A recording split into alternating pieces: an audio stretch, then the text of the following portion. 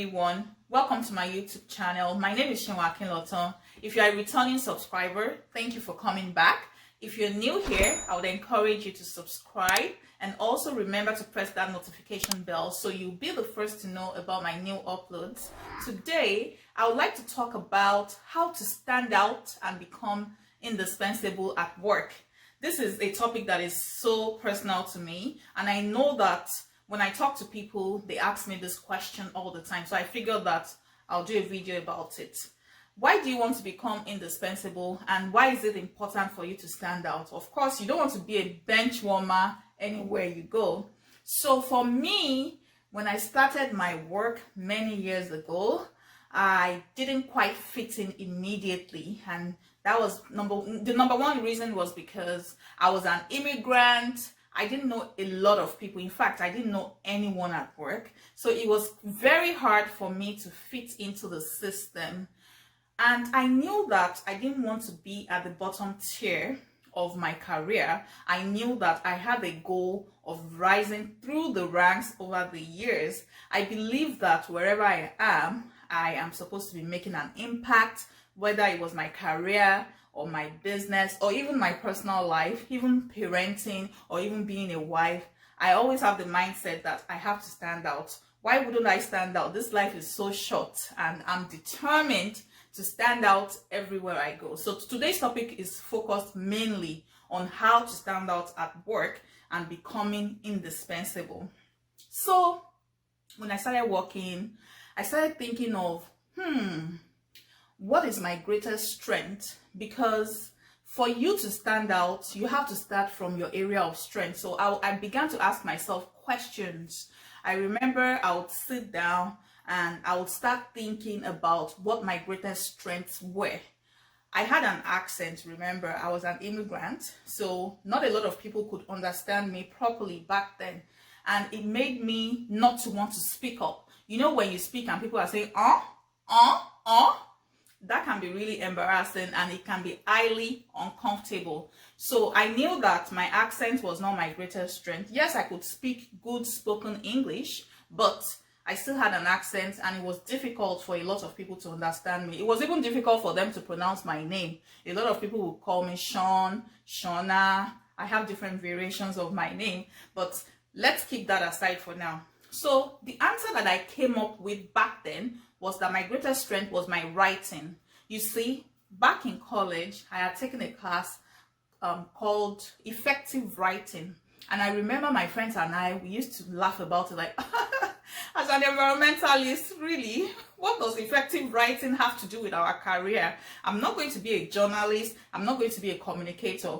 Why is this school telling me that one of my core courses is effective writing? But thankfully, I took that course seriously. I actually had the course when I was in my 4th year. It helped me in my final project when I was doing my thesis.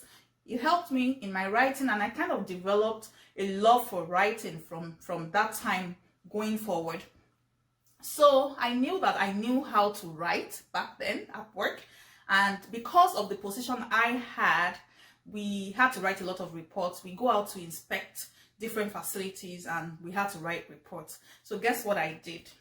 I would go into old records that have been kept in a cabinet, you know, by other people that have worked before me. I would go and read their inspection reports or any type of reports they put together. I studied their style of writing, but then I noticed that a lot of people were writing only for the scientific audience. So I thought in my mind that one way I could actually stand out was to write my report in such a way that the scientific audience will be able to understand, and also someone that is not a scientist will be able to read and understand what that report is all about. And that was how I started. I proposed in my heart that my reports were going to stand out, and they did. I started from 1 report, 2 reports, and it started getting better. And guess what? My supervisor noticed. He gave me really good reviews when it was my evaluation performance time. And when he had meetings with his own supervisor as well, those were some of the things that he started talking about. So to you, if you want to stand out at work, analyze what your strengths are and pick that greatest thing about you and then begin to exhibit it at work. I think that would really work for you. The next thing you should do if you want to stand out at work and become indispensable, I think, in my own opinion, you should look at what can I do to gain visibility? What can I do to gain visibility? Now, you might be wondering, why should you gain visibility at work? Guess what? If you want to rise through your career ranks, if you want to stand out, and if you want to become indispensable, someone above you has to see you. There are a lot of work that you do right now that your supervisor is taking credit for, because no one knows that you are the one doing it, because at the end of the day, you do the work, you give it to your supervisor reviews, your supervisor signs off and sends it to his or her own manager. But you are the one doing the work. So how do you then gain visibility? One way you can gain visibility is by being very active in meetings. So you have a meeting with your colleagues, be sure to prepare before you go into any meeting, no matter how small or big the meeting is. So that's one thing I did. I started preparing for my meetings. I made sure that each time I go into a meeting room, I take my pen and my notepad with me. Even if I don't know the topic of discussion, I ask the meeting organizer before time. If I'm the meeting organizer, of course, I'm researching. If it's something that I'm meeting with clients, I'm doing my research. And when you get to that meeting, you want to contribute, even if you are not the organizer. That's what I do. I write down points. I ask questions, because guess what? When you ask questions, everybody is going to turn their gaze on you. And of course, you want to ask relevant questions. Ask relevant questions. Ask follow-up questions, and people will begin to notice you. And guess what? When that opportunity comes for you to have a meeting with the upper management, you want to make sure that you are positioning yourself in such a way that you are asking questions and you are also contributing to the conversation. The next question you should be asking yourself, if you really want to stand out at work and become indispensable, is what you can do to gain authority. Gaining authority means that you are an expert. People will come to you to seek your opinion. They want to hear your voice concerning a matter.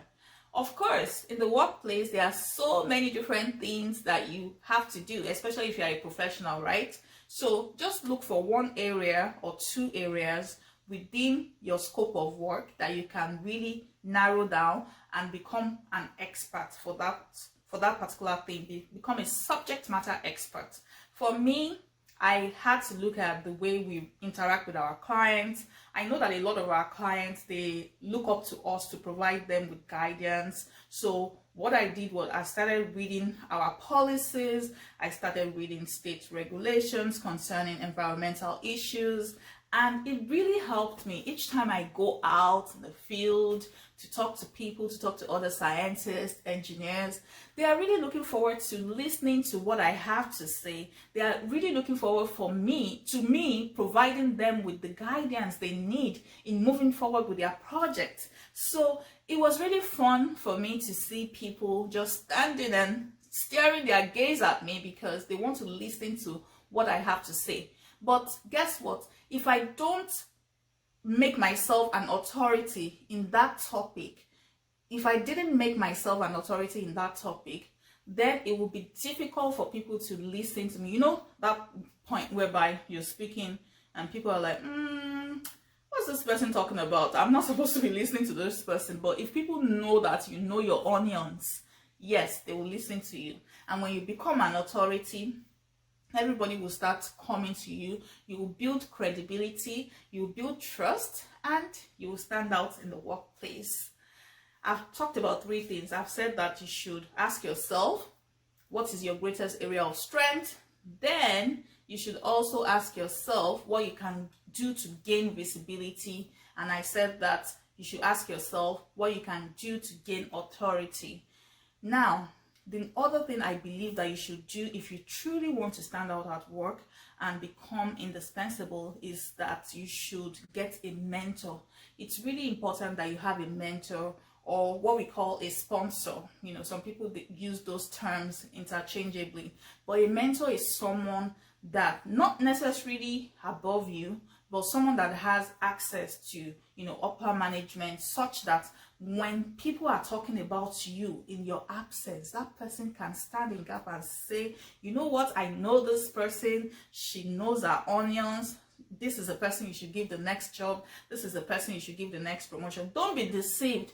These promotions don't happen by accident. You have to position yourself. You have to be visible. People have to know you. They have to know that you know your onions, and you need to know someone. So that someone is your mentor, someone that can give you inside gist about that facility, maybe before you started working there.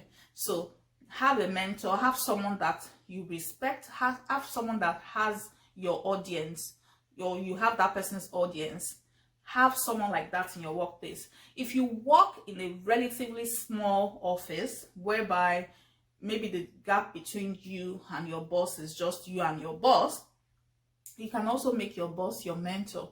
When your boss sees that you are interested in moving the organization forward, that all your actions get towards fulfilling the mission and the vision of your workplace, there's no way you will not stand out. There's no way you won't become indispensable. The last thing I would like to say for today is that you should take on special projects. Ask yourself, what can I do to contribute? Take on special project, volunteer.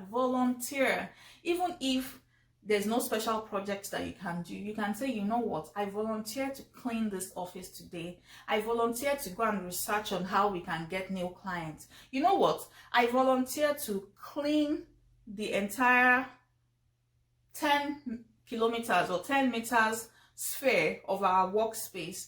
Do something that would help your employer advance their cause. Do something beyond what you are paid for, beyond, you know, your salary, and just contribute to that organization. And once people start seeing that, you begin to earn their respect. They know that you have the best interest of your workplace at heart, and that way you can stand out. So I've listed 5 different things, and I'm going to go through them again. The first thing I said was that ask yourself, what is your greatest strength? Then ask yourself what you can do to gain visibility. Then you can also ask yourself, what can I do to gain authority? And then the fourth thing is that get a mentor. Who can be your mentor in the workplace? And the fifth thing is, what can I do to contribute? And I said that you can volunteer and embark on special projects. I hope that you've been able to glean something from this video. Now, I have a question for you. I would love to hear back from you. What do you do to stand out in your workplace? Or let me put it this way, what are you planning to do to stand out in the workplace? Leave me a comment below and let's get the interaction started. And also, please remember to share this video with people. Let's grow this channel together. It's all about growing together. It's all about learning. It's about impacting. It's about being a blessing to our generation. So go ahead and share this video with family and friends. And until next time, be exceptional, be intentional, and be on point.